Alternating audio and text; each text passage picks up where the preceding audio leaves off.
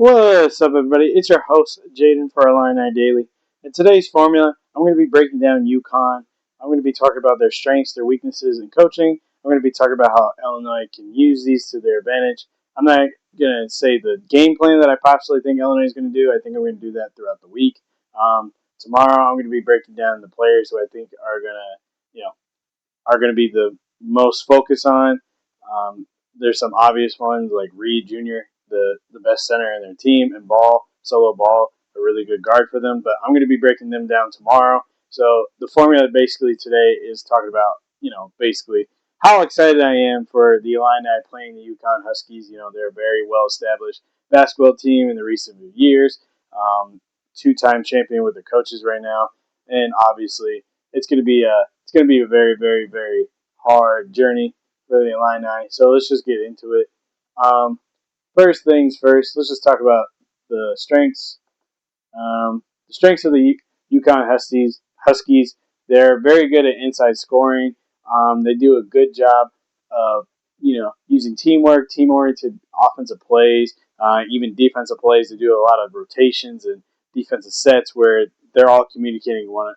I know that's pretty obvious, but you can see it well more in depth into UConn's style of play. Um, Another thing is most of their players are veterans and transfers that played the game of basketball for a while longer than most teams.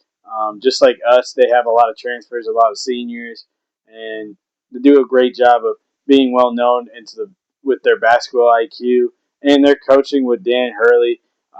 He's a really, really good basketball coach. He's done a great job of just giving the team great identity and great motivation. Yeah, he does a great job of motivating his players and definitely going in depth with them.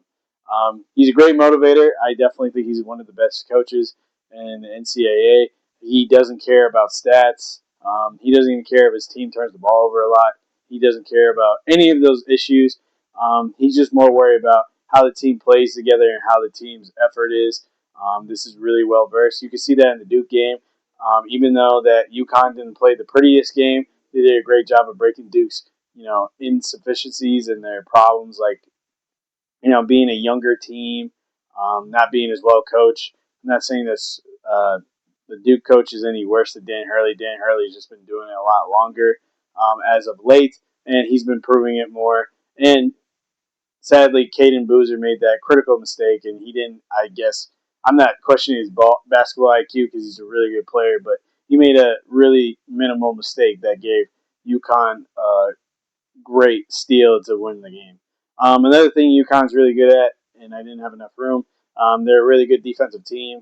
They do a great job of talking on defense, rotating. They're okay with switching on everybody on defense.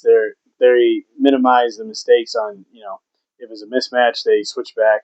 They just do a great job of working together and scoring inside. Their best player is Reed Jr., the center, so that makes sense of why they're such good inside scorers. They also do a great job driving and really doing great post moves. And they like to shoot the mid range, which is kind of away from most people's game in modern day basketball. So the fact that they like to shoot those shots is really eye opening. So let's talk about their weaknesses. UConn has a decent amount of weaknesses. I'm not saying they're still a really good team. I would even argue that they during the regular season they're a better team than us.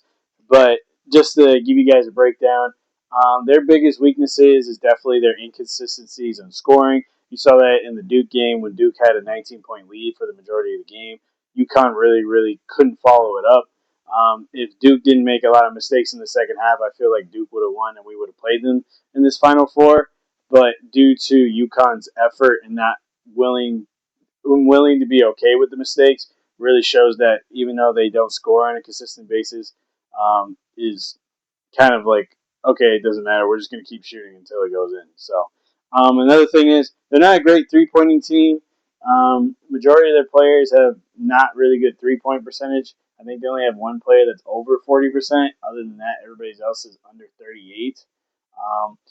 Yeah, so they rather get inside. They rather break down the defenses and use team-oriented offense. So that makes kind of sense.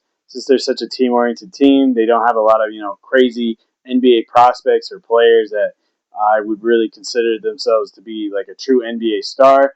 Maybe Reed is the only player I can maybe see, but he's been a senior for a while, so nothing too crazy about his game. He just does a great job playing in the post. So, but there's not a shot. It's just I don't really see any true NBA guards on their team or NBA players. They just do a really good job of being high elite college basketball players. I could be terribly wrong, and this could be terrible to take, but just from what I've seen, other than Reed, I don't see a lot of NBA prospects on their team. So, another thing is they have a rebounding issue. They're very inconsistent at rebounding. They hope for Reed to do a great job at rebounding. Yeah, they do a great job of boxing out, but they don't have a lot of second chance points offensively. So, and that's due to insufficient rebounding. Games like this where they got out rebound was in Michigan State. They're not always dominating the glass, and their inconsistency of height also plays a factor in that. They're a tall team, but they're not the tallest team. This is oriented because Reed is the tallest player, and you can see that throughout. They play a majority of guards. So, um, another weakness, they like I said, they rather get inside. They don't have any true 18 plus or 20 point per game superstar, like I was saying. They have more balance. They have a decent amount of players that have 10 points or above, but nothing too crazy that would really make me feel nervous like a Ben Schwartz or even a TJ Power earlier when we played in the March tournament in Penn. So they don't have anybody who's going to be like a wow factor. I think their closest to a wow factor is definitely Reed. His efficiency from within and as a really veteran center does a great job of just being that type of NBA talent. He's been really good in this tournament, so I could definitely see him being an issue. But other than that, I don't see a lot of issues. Another thing is they turn the ball over a lot. Like I said, with that inconsistent offense and scoring, you're going to see a lot of turnovers.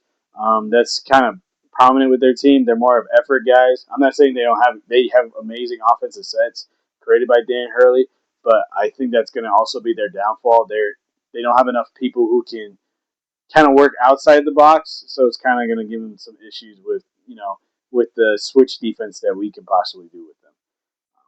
So last but not least, coaching is going to be a big factor in this game. I think you guys kind of knew this. The Illinois coaching staff versus UConn's. It's going to be a really interesting bout because I would argue that Dan Hurley and his staff is probably one of the best, if not the best, right now in coaching staff. There's nothing against Brad Underwood or Orlando Antigua. I think those guys are really good coaches in their own right. I think they created a great job in scouting and investing into their players and really just diving in. But I feel like Dan Hurley's on another level.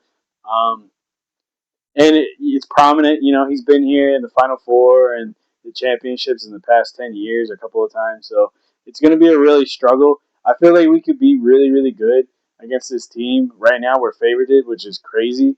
But as of right now, in my mind, and I bet in your guys' mind, we're the underdogs because we haven't been here in a while. It's been 21 years since we've been in the Final Four, 21 years since we've been in a championship game, and we haven't won a championship since 1915. So I feel like this is really our time to accumulate that and attack that because even though, yeah, they're experienced, they're veterans, they have all these other strengths, they still have a lot of weaknesses and a lot of ways for us to break them down and beat them.